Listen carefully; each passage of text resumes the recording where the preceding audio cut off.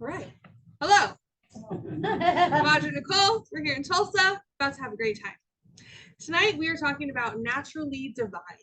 So, because I'm so excited to be here in real life with all of you and not on a screen, I'm going to ask for a little bit of audience participation. So I hope y'all will play along with me. So, when I say the word divine, what are the first words that pop up for y'all? Shout them out. God. Okay. So simple. Try again. More. Okay. Okay. Okay. I like it. Truth, principle, light, spirit. These are the things we're hearing in case y'all can't hear them online. All right. So when I say the word natural, what words pop? Pandemic? No, organic. Oh, organic. Okay. Organic. Big difference. Childbirth. Growth. All the same flowers. Trees, flowers. That's it. Yeah. Okay. Natural, spiritual. Wow, y'all are a bunch of rainbows and sunshine over here. All the good stuff, right? The flowers and the butterflies and the unicorns and the newness.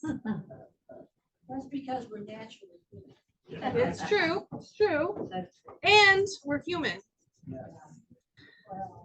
No one mentioned anger or rage or farting or stress or pain. But those things are real too. And they're natural and they're divine. So last week, Reverend Jeff talked to us about connecting with nature and bringing that nature into ourselves. So tonight we're going to be connecting on bringing that inside a little bit deeper, looking at our own internal nature and how that shows up in community.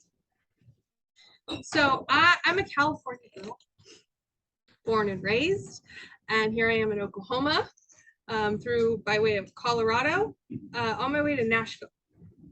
So I recently decided to move to Nashville. So my mother has been pressuring me to watch the show Nashville. I don't know if y'all have ever seen it. It's a real sweet drama. I finally broke down a couple months ago and started watching.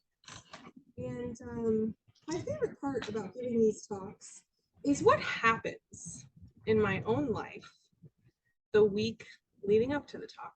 The conversations that I end up having, the things I see on TV.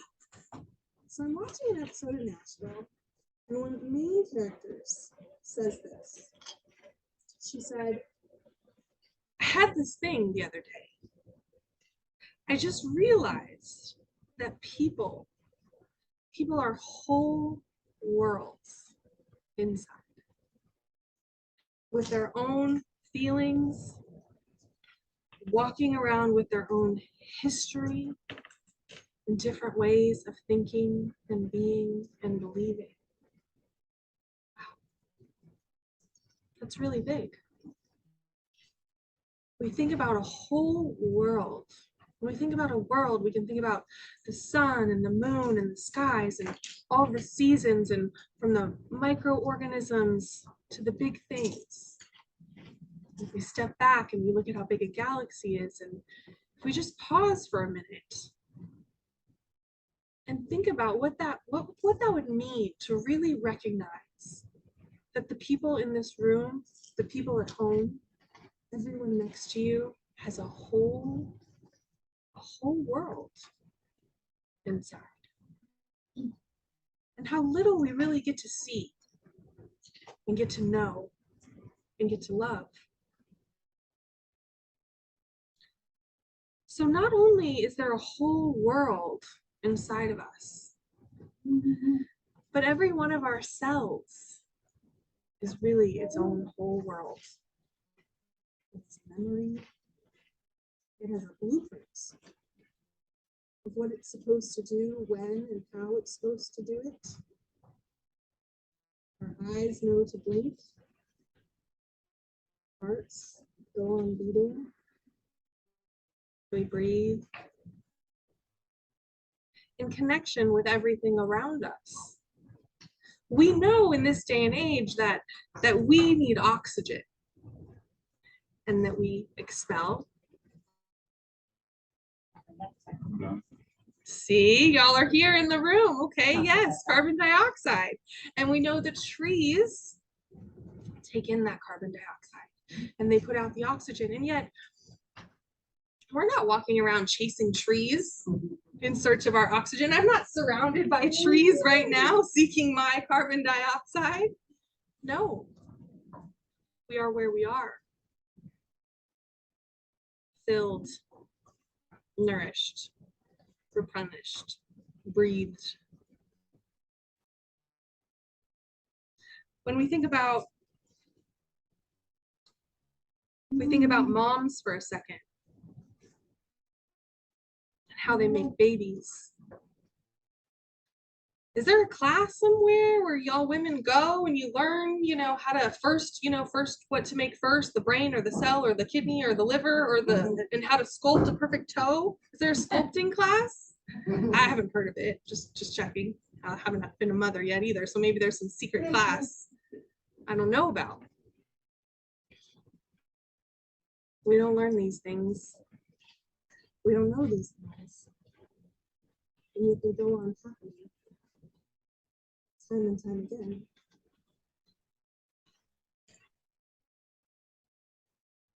And when we think about what's natural and when we think about what's divine, we here in this room, on this Zoom, are spiritually minded people. We know the good in one another. We know the good in God, Spirit, and law, and we know that prayers are answered and that miracles happen. We know these things. We talk about these things. We pray about these things. We even live these things. But what about the things that don't feel divine? Like I mentioned earlier, rage, pain, farting. Kids are mean about farting. But they learned that. They learned the shame. And as a society, we don't talk about the things that don't feel divine. We don't create safe space for the pain and the rage and the anger. We don't create safe space for the pain and the rage and the anger. None of you said hurricane. None of you said tornado. Cali girl, none of you said earthquake either. All of these things, these rumblings, they're God. So my charge for you today, first, is to consider for yourself, what are you chasing, correcting, stifling, repressing, or pattern interrupting instead of honoring? What natural forest fire that could be cleansing a part of your world are you trying to extinguish or prevent from igniting? Because you're afraid, or because you don't have a place to be on fire.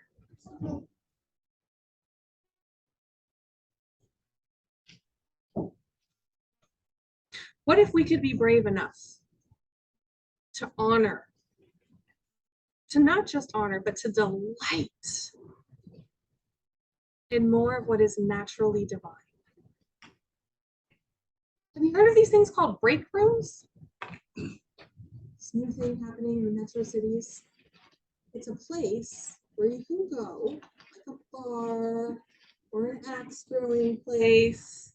You pay money for pottery that you get to go into a room and just smash to blithereens. Just smash it.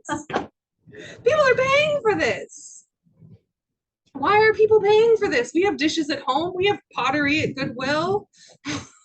There's a junkyard nearby, I assure you. Why? Why are we seeking these places? How did this business come to be a thing? How did someone know that there was a hole in the market that needed to be filled by this thing called a break room? Because they could see our pain. They knew that people were angry and hurt, and that there was not a safe place to break things. In this show, Nashville, one of the main characters, Raina James, she's the mother. And she is, to me, she's a great symbol of the kind of mother that I would love to be one day. One day, one of her daughters was very upset. And she was, teenagers screaming. And Raina just stood there calmly. And she said, yes, you can be angry. You can feel all of it. If you want to cry, if you want to scream, if you want to talk about it, or if you want to break something, you just tell me. When was the last time someone said that to you? If you want to cry, if you want to scream, or if you want to break something, call me. When was the last time you said that to you?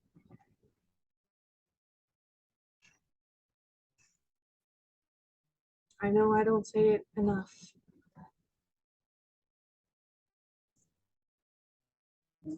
Because we don't have creative, healthy channels like a break room on every corner, a lot of people are repressing their anger. It's not a fun, pretty thing to talk about. So we sleep it under the rug. We say, oh, I'm fine. I'm fine. Spirit Uncensored is an amazing organization that I'm a part of. A lot of y'all know Reverend Karen Frost, who leads that group. And on Wednesday nights, we have an event called RAC, Raw Authentic Conversations. And a huge part about RAC is one of the primary check-in question that we ask is how you be. We don't ask how are you, because if I ask you how you are, your muscle memory knows I'm fine. I'm good. All's well. Or something extra spiritual, like I'm love and light and joy and prosperity. But if I ask you how you be, unless you were at RAC last week, no one's asked you that recently. So you go, what on earth did they just ask me? And you pause and you think, how I be? With that one question, we get a lot of truth in those raw, authentic conversations. People tell us how they be. They be sad, they be angry, they be rageful, they be happy, they be joyful, they be excited. How you be? Are you checking in with you? Are you asking someone you love how they be? Sure, the people closest to us, we say, oh, how you doing? And they say, oh, I'm fine. You're like, yeah, I know you. That's not fine. Sure, we ask them. We pry a little more.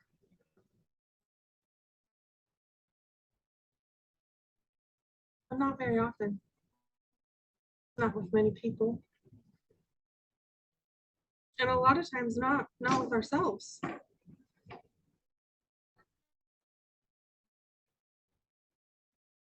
I had this job not that long ago where, have y'all ever had this experience where there's someone that comes into your orbit and they just don't like you? You've never even had an experience with this person, but for some reason they're like, you're awful. Not sure where they get that from, but we've all come across that. So I had this job and we had these offices, the hall offices all along it. And this person from the gate had decided that I was awful.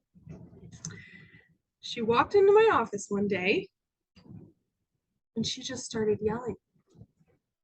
She started yelling and screaming about all of the horrible things, and some of it was me and some of it wasn't me, and she was just yelling and screaming.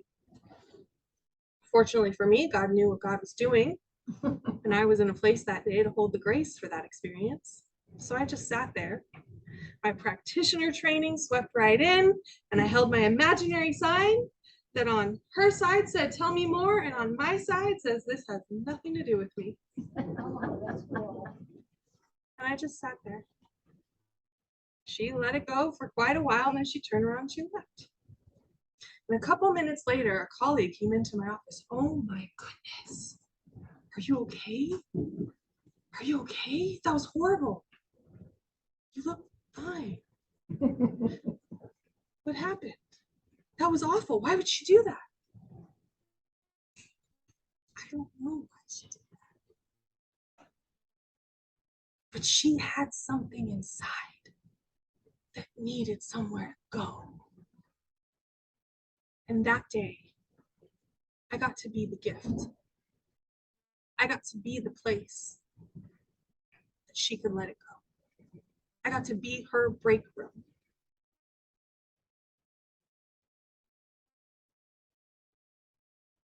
What if we could do that more for each other? What if that was common language about family dynamic, friendships, and offices? Not in the sense of abuse and hurting people or cussing people out or anything like that. But like a moment in Nashville, where the teen daughter says, "Screw you!" She's pissed. She goes and she drops down behind the couch and she starts crying. And the dad and the sister walk over to the couch and they just sit on the couch. They say, "We're here and we love you. Whatever it is, we're going to get through it." They just sat there quietly.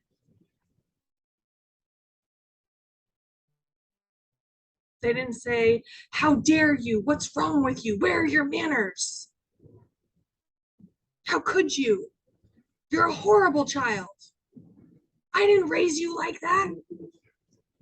I didn't say any of that. They said, "I love you."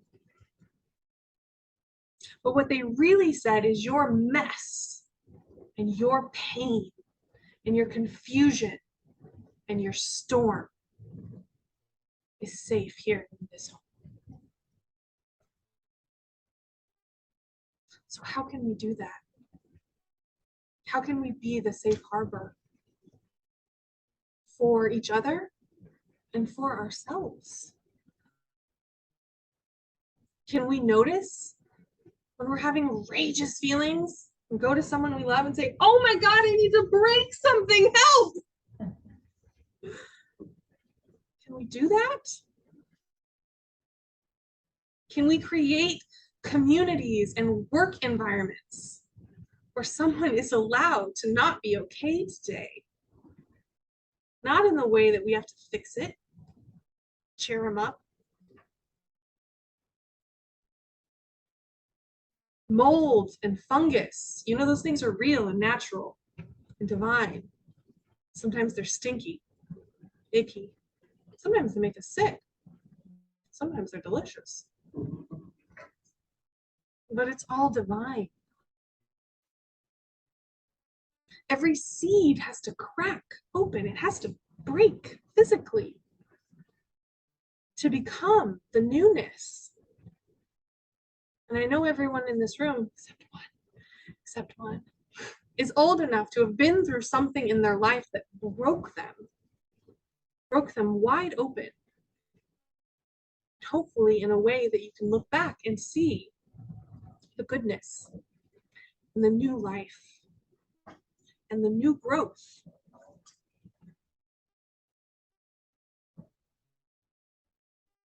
So what is natural and what is divine? As fellow science minders, I encourage you to remember that the things that are not just sunshine, butterflies, rainbows, and sparkly are divine. In The Science of Mind by our founder, Dr. Ernest Holmes, in the 1926 edition, he says, if we traced humans' history back into the dim past, we should come to a place where they did not consciously know themselves. We should come to a place where the instinctive human alone existed. The instinctive human alone existed. Have you ever pet a cat or a dog that you didn't know that was kind and friendly and allowed you to pet them? If you recall, what they did next was shake. They shook. They shook off your energy because they instinctively know how to align their energy with the natural world. Yet us intelligent humans are bombarded by ads and people, and we bump into people. The opening line in the movie Crash says, we're so lonely that we crash into each other just to touch.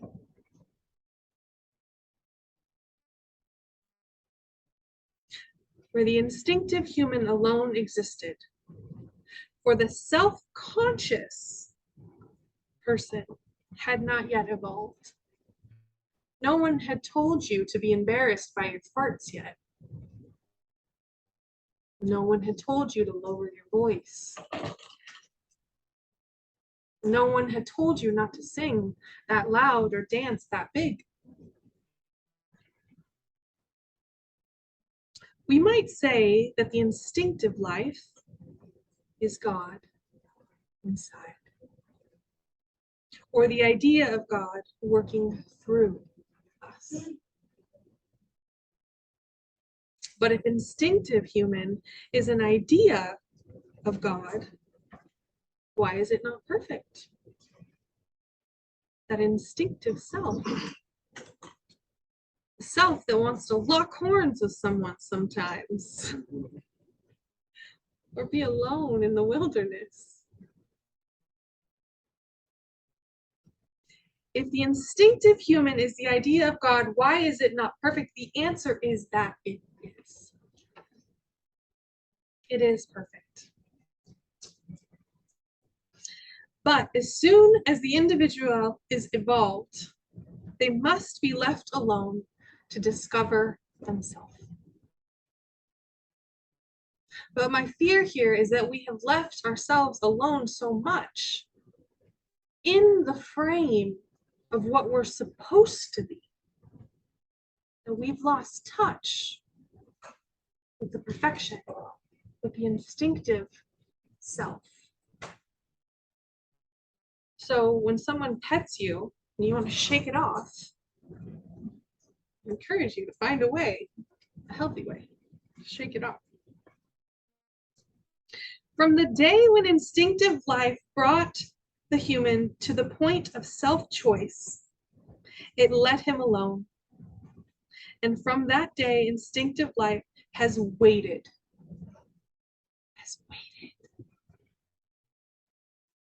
God waits for us. Spirit waits for us. We know this in how we treat.